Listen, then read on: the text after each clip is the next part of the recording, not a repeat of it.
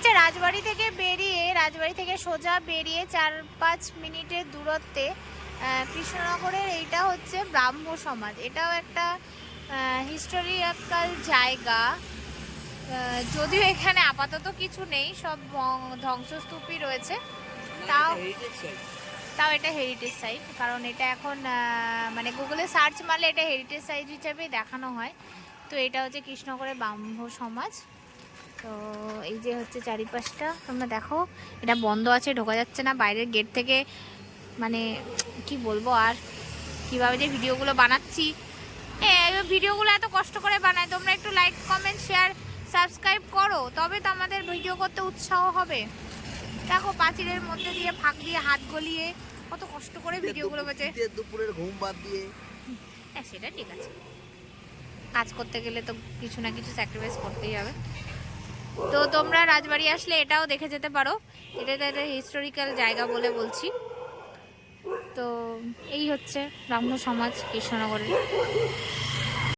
যদি এটা বন্ধ থাকে তবে এই কাকু আমাদেরকে ঢুকতে দিল। তো এটা হচ্ছে ভেতরটা। তো চলো, ওখানে মনে হয় হিস্ট্রিটা কিছু লেখা আছে, সেটা দেখি আমরা কি লেখা আছে। হ্যাঁ, এটা তো একটা হেরিটেজ সাইট। এই যে পশ্চিমবঙ্গ হেরিটেজ কমিশন আইন 2011।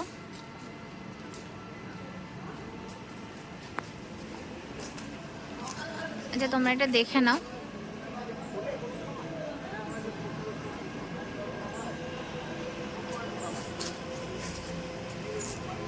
আচ্ছা, এটা হচ্ছে চারিপাশটা, এটা হচ্ছে বাইরের দিকটা। এখানে প্রোগ্রাম হয়, মাঘী পূর্ণিমার পরে হয়। আমাদের মাঘী পূর্ণিমার তো হচ্ছে আমাদের তাহলে এটা মেনটেনেন্সের দায়িত্ব আপাতত আপনারাই আছেন? আমরা এবারে দেখভাল করি, মানে লোকাল নেই।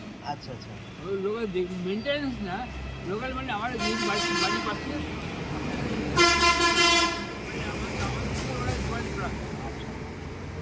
কলকাতায় এই যে সাধু মাম হয়েছে না, ওইটা স্টার আন্ডার। আচ্ছা হ্যাঁ, সাধুমার শান্তনিয়া কালীবাড়ির পরের স্টপেজ হচ্ছে সাধারণ মমখান স্টপেজ। আচ্ছা, হ্যাঁ, ওইখানে গেলে আপনার আরও যোগাযোগ করতে হবে। আচ্ছা, যদি আপনার কোনো আচ্ছা আচ্ছা। মানে আগের মতো যে ব্রাহ্ম সমাজে যেমন মানতো টানতো, সেগুলো মানামানি মানামানি তো কিছু নেই।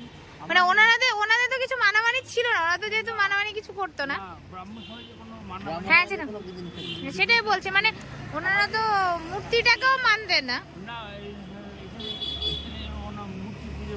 হ্যাঁ সেটাই তো বলছি, মানে সেরকম ভাবে, হ্যাঁ সেটাই বলছি, সেরকম ভাবে উপাসনা হয় তো এখনো পর্যন্ত। হ্যাঁ, নিরাকার ব্রহ্মের উপাসনা, হ্যাঁ সেটাই বলছি, মানে সেটা হয় কিনা সেটা হচ্ছে এই উপাসনাটা আমাদের করা হয়। এই অনুষ্ঠানটা এখানেই হয়। হ্যাঁ, এখানে এখন যেহেতু এটা বিয়ে হয়ে গেছে, এই প্যান্ডেল করে। আচ্ছা আচ্ছা, প্যান্ডেলকে বেদি করা হয়, বেদি আচ্ছা ঠিক আছে। আচ্ছা, এখানকার হিস্ট্রিটাও ছোট করে আমরা কাকুর কাছে জানতে পারলাম। এখনো পর্যন্ত মাঘী পূর্ণিমায় এখানে অনুষ্ঠান হয়। মানে ব্রাহ্ম সমাজ সম্পর্কে যারা জানো, যে ওনারা তো নিরাকার ব্রহ্মের উপাসক, তো এখনো পর্যন্ত সেই রীতি মেনে এখানে মানে উপাসনা করা হয় মাঘী পূর্ণিমার সময়। এমনি তাছাড়া যারা ওনারা মানেন, মানে কাকুরা যারা মানেন, তারা নিরাকার ব্রহ্মেরই উপাসনা করেন। তো এই হিস্ট্রিটাও তোমাদেরকে ভেবেছিলাম জানাতে পারবো না, বা এই সম্পর্কে কিছু জানতে পারবো না, তবে সেটাও জানতে পারলাম, তো তোমাদের কাছে শেয়ার করলাম।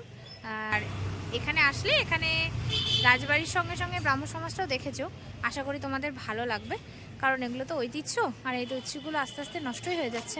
তো যাই হোক, যতদিন আছে ততদিন তোমরা আসতে পারো, ঘুরে যেতে পারো, তোমাদের সকলের খুব ভালো লাগবে। তো আচ্ছা, সংরক্ষণের অভাবে দেখো, এখানে আগে না মানে উপাসনা করা হতো, সেই বেদিটা এখন গাছপালায় ভর্তি হয়ে গেছে। তো প্রশাসনের কাছে প্লিজ অনুরোধ যে এগুলো একটু সংরক্ষণ করুন, আপনারা প্লিজ এগুলো চেষ্টা করুন সংরক্ষণ করার।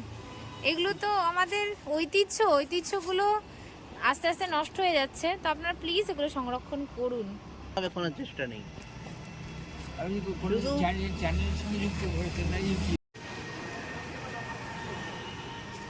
এই যে ভেতরটা, চারিদিকটা।